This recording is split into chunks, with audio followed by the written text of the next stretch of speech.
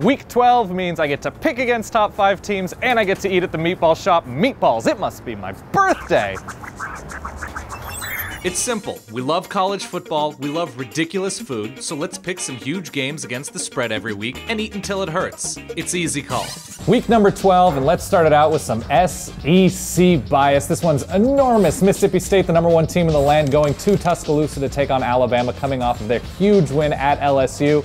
Tide are 7.5-point favorites, and when they have the ball, they need to be great on the ground because Mississippi State, that's where they are vulnerable. They're not great between the 20s. They're good in the red zone. If TJ Eldon's at full health, Derrick Henry, Mississippi State has struggled on defense, and when Mississippi State has the ball, their offensive line needs to be great as well, opening things up on the ground for Josh Robinson, who is a dangerous man with a large caboose. Yeah, I said caboose. Going against an Alabama defense that is probably the greatest in the land against the run. I like the Tide here by 10 or 11, like 28-17.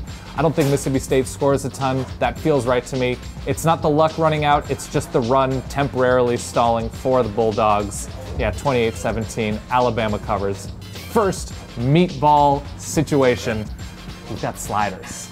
We've got various balls, we got veggie, we have chicken, we have beef, various sauces, various cheeses. These are going to be fantastic. I'm so thrilled to talk about an ACC game that matters and that's really attractive to watch from a national perspective. Miami is hosting as 2.5-point dogs, your defending champions and 25 straight game winners, Florida State.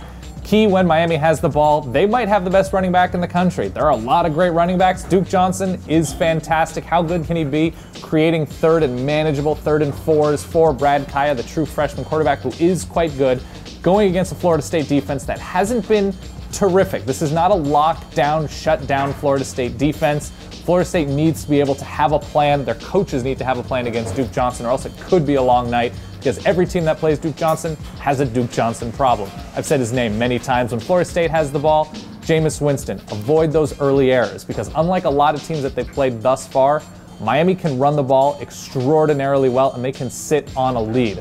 Miami going against this offense, they need to be great, not just the entire game, but especially in the second half when Florida State does adjust so well, getting the ball to speed. We don't know about Dalvin Cook, but Mario Pender should be back. We'll see. We'll go with the upset. Florida State has to lose eventually. Miami's a team that can play great D, especially against the pass, and run the ball on offense. 30-27 Canes. And now, I'm excited for this. We've got the Meatball Hero, the crusty roll, the fresh mozz, what did I go with this one? The beef meatballs.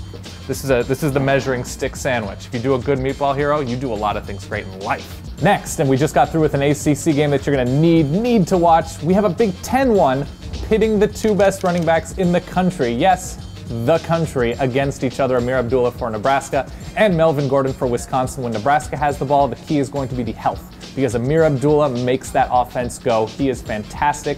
He's been beat up. He needs to be great on the road at Camp Randall against a great Wisconsin front, especially that replaced linebackers extraordinarily well. Landish and Beagle are so good, and they shut everything down. And when Wisconsin has the ball, just Melgore.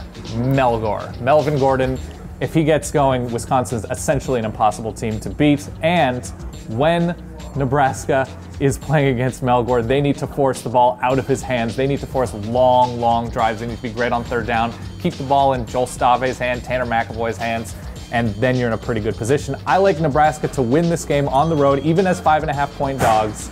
I'm going to say Nebraska 24-17. I think the questions about Wisconsin through the air are too much. Let's go with that. And now, holy hell. If that game was the Rolls Royce of matchups between running backs, we've got a meatball smash. We've got the fresh mozz. We've got the spicy pork sauce. We've got a fried egg on there, all on a brioche bun. This is the Rolls Royce of sandwiches, just in general. Holy hell. Next game, and it's back to SEC bias. Cling! Auburn going on the road, taking on Georgia. Georgia 2.5-point favorites at home between the hedges, and guess what? They get Todd Gurley back. And they already have Nick Chubb. Hide everyone. Girl Chubb is in town, and they're taking on an Auburn defense that needs to be able to swarm because it takes more than one person to tackle Todd Gurley. Take my word for it. I won't explain why, but just take my word for it.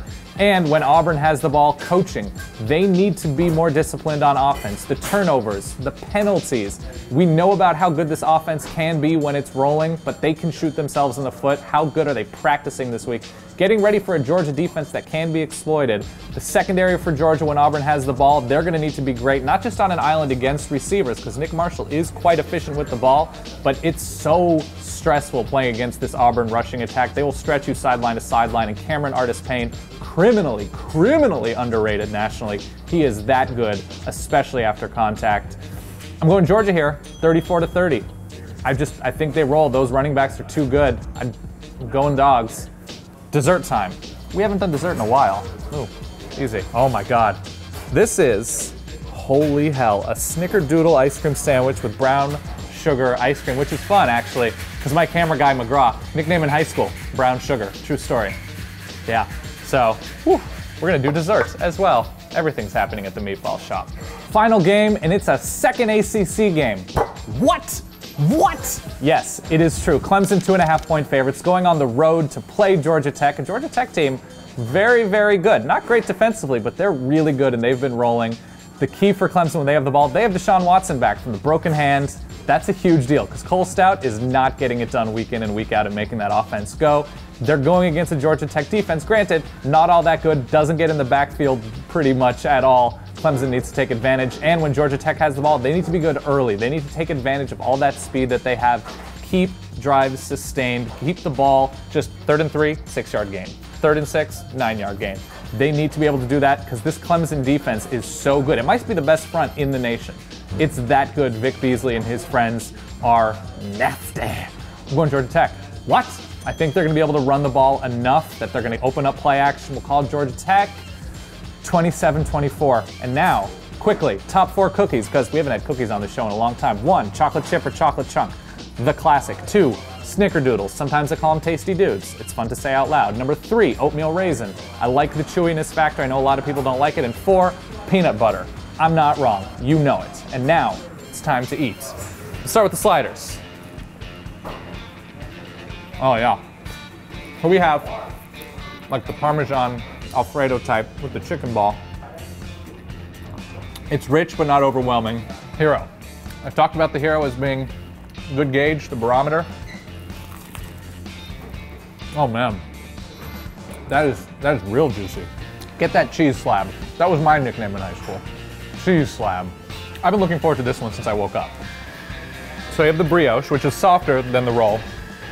You've got the fried egg, you've got the balls. I think these are the chicken balls, which are fantastic. You got the spicy pork sauce, the fresh mozz.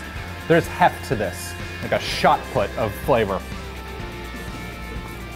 This is dense. There is no air.